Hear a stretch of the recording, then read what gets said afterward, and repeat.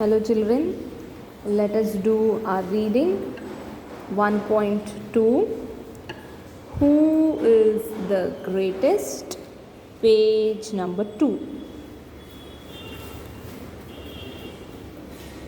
Emperor Akbar or Akbar the Great is known as one of the greatest rulers in the world.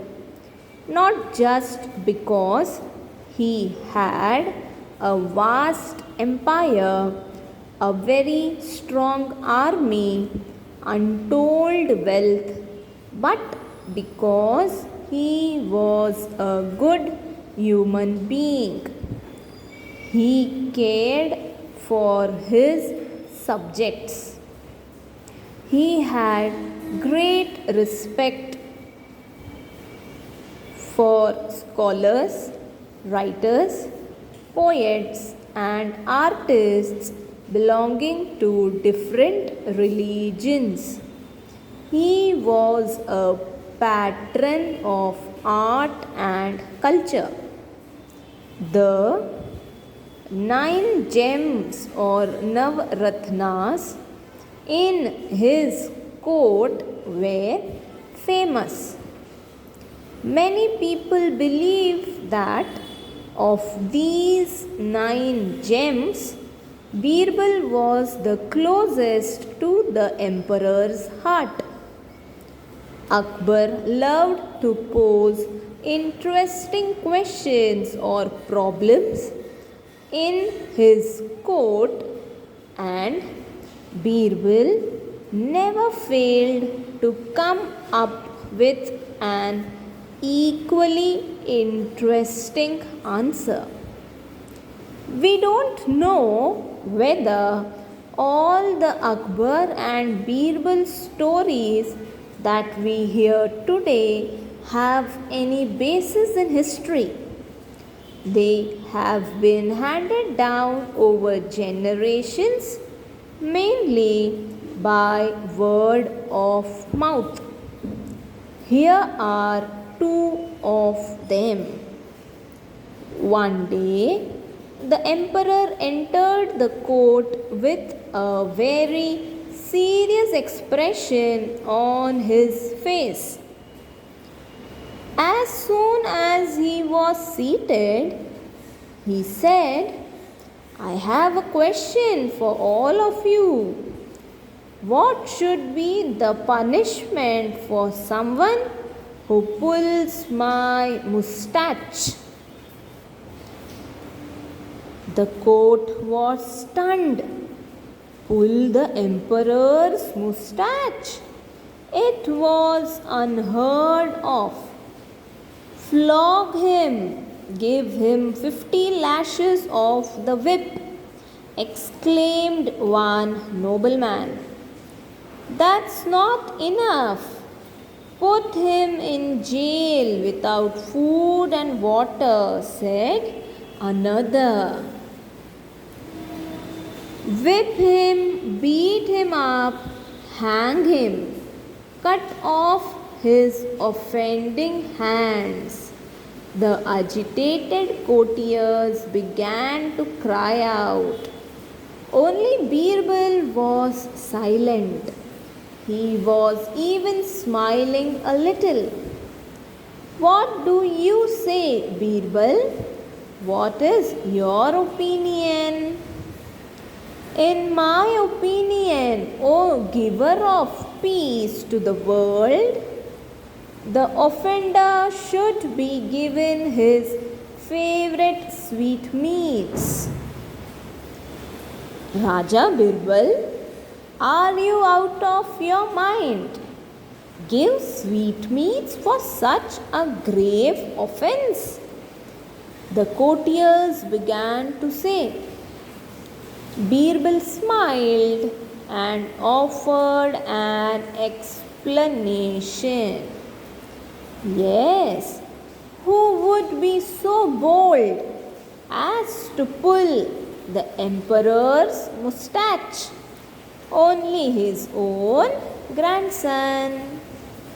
When Akbar heard this, he burst out laughing because that is exactly what had happened in the morning.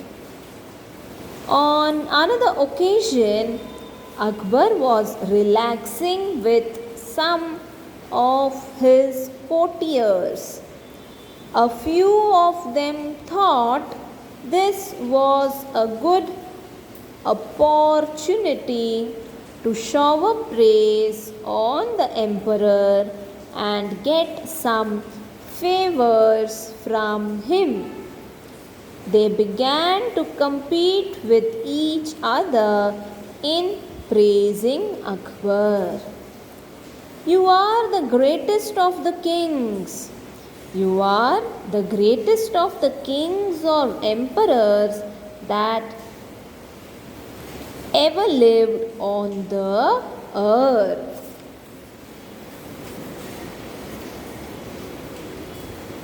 You are the greatest of all the people in heaven or earth. You are as great as God Almighty. You are greater than the God Almighty. Now, Akbar was no fool. He did not care for false praise. He stopped the courtiers and asked, "Do you all believe so?" "Yes," they answered in one voice. "All right then, prove it to me. Tell me at least one thing that I can do, but God Almighty will not be able to do. Otherwise, you will all incur our royal displeasure.